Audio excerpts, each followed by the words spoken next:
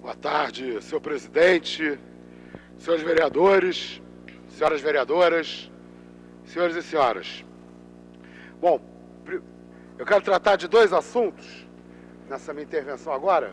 O primeiro deles é convidar todo cidadão, toda cidadã do Rio de Janeiro, dos municípios próximos, que estão cansados da violência por conta dessa chamada guerra às drogas, a participarem no sábado da mais importante manifestação antiproibicionista do mundo, que é a Marcha da Maconha.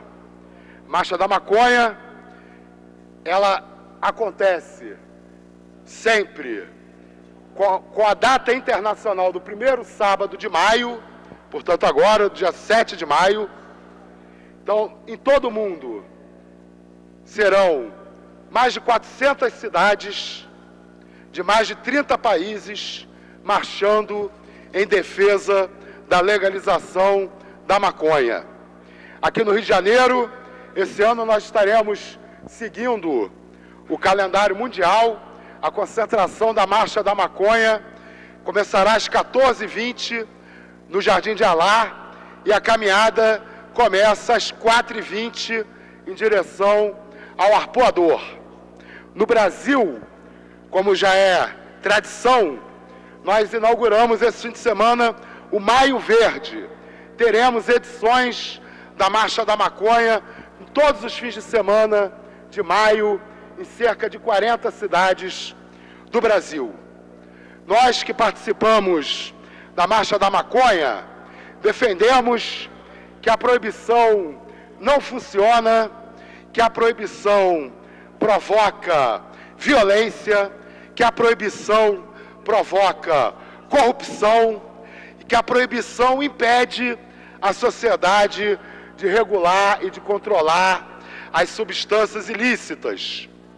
No nosso entendimento, a proibição da maconha, inclusive, foi um ato racista. Pouca gente sabe disso. O brasileiro tem a mania de achar que a gente importa tudo dos Estados Unidos.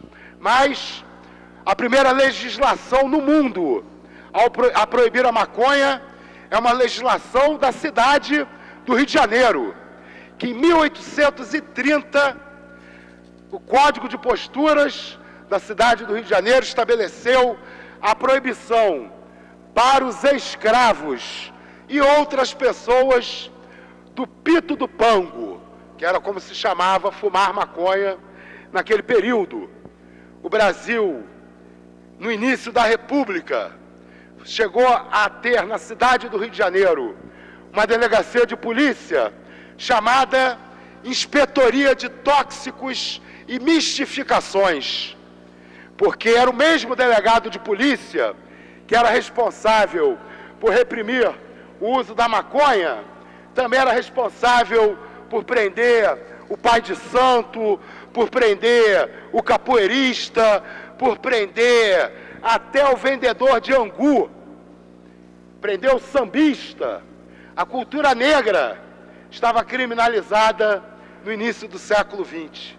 E nessa tecnologia de criminalização da cultura negra, que o Brasil depois veio a contribuir para ser tomada na escala internacional, essa tecnologia tem uma origem aqui no nosso país, aqui na nossa cidade. Vereador Leonel Brizola, nas convenções internacionais do início do século XX, que estabeleceram que determinadas substâncias seriam internacionalmente proibidas, quem militou pela inclusão da maconha no rol das substâncias proibidas foram as delegações brasileiras. Nossos representantes chegaram a fazer discursos em que eles diziam, por exemplo, que a prova de que a maconha faz mal é que os negros são débeis mentais porque fumam maconha. E no mesmo discurso, o representante brasileiro disse às nações do mundo ali todas reunidas que os negros se vingaram da escravidão ensinando os brancos a fumar maconha. Foi uma vingança dos negros contra a escravidão ensinar os brancos a fumar maconha. Durante todo o século XX, o que a gente viu foi o endurecimento cada vez maior das ações de combate a determinadas substâncias, sem que em momento nenhum do século XX o consumo de drogas diminuísse. Ao contrário, ele sempre cresceu.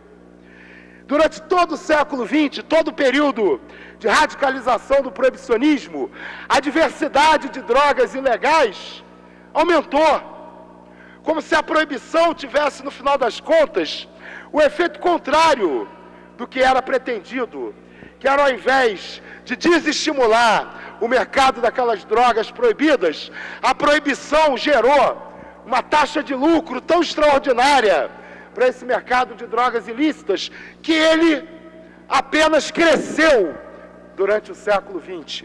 E é importante que se diga que o problema não é falta de recursos, falta de empenho em se combater o tráfico de drogas. Em alguns países do mundo, sim. Mas os Estados Unidos é um grande exemplo de como não adianta investir na repressão. Os Estados Unidos é o país que mais gasta os seus recursos públicos na repressão ao uso de algumas drogas. Os Estados Unidos gasta $600 por segundo na repressão ao tráfico de drogas. Os Estados Unidos hoje tem a maior população carcerária do mundo. Mais de 2.500.000 prisioneiros estão encarcerados nos Estados Unidos hoje. Mais da metade desses encarcerados estão presos por crimes associados ao tráfico ou ao uso de drogas. E vejam só, mesmo assim, os Estados Unidos é o país campeão no consumo de drogas no mundo. O país que mais reprime, o país que mais prende, o país que mais gasta recursos para combater a utilização de algumas drogas, é o país que tem o maior índice de uso de drogas ilícitas, com 42% da população estadunidense admitindo que já usou drogas ilícitas. Inclusive, os 3 últimos presidentes da República. O presidente Obama declarou em autobiografia, publicada 1 ano antes de se lançar pré-candidato à presidência dos Estados Unidos, o presidente Obama assumiu que foi usuário regular de cocaína durante vários anos. O presidente Bush não assumiu que fumou maconha, mas foi dedurado pelos seus colegas de faculdade, que entregaram, como foi a vida do festeiro George W. Bush, enquanto estudante universitário. E o Bill Clinton disse que fumou, mas não tragou. A minha dúvida é se ele engasgou. Por que ele... o Fernando Henrique disse que fumou, mas não gostou. Não gostou. O Bill Clinton provavelmente fumou com muita sede, foi com muita sede ao pote, engasgou, não pôde tragar. Então, nós que participamos da organização da Marcha da Maconha, também fazemos um apelo à Polícia Militar do Rio de Janeiro, que respeite o nosso direito de manifestação. O Supremo Tribunal Federal decidiu, em 2011, por unanimidade, que a Marcha da Maconha tem o direito de existir, que a Marcha da Maconha tem o direito de acontecer. Em 2012, a Polícia Militar do Rio de Janeiro dispersou a Marcha da Maconha, desobedecendo a orientação, a decisão do Supremo Tribunal Federal. Em 2013, 2014 e 2015, a Polícia Militar não reprimiu a marcha, mas intimidou a Marcha da Maconha, se apresentou no local da manifestação com centenas de policiais, com uma proporção absolutamente injustificada, apenas com o objetivo de intimidar, de fazer temer aqueles que pretendem participar da Marcha da Maconha. Esse ano, em parceria com a Comissão de Direitos Humanos da Ordem dos Advogados do Brasil, da seção do Rio de Janeiro, nós oficiamos a Polícia Militar solicitando que ela mande um contingente proporcional a uma manifestação pacífica. Que a presença da Polícia Militar, sábado, em Ipanema, represente uma proteção da nossa liberdade de manifestação e não uma tentativa de intimidação dos manifestantes.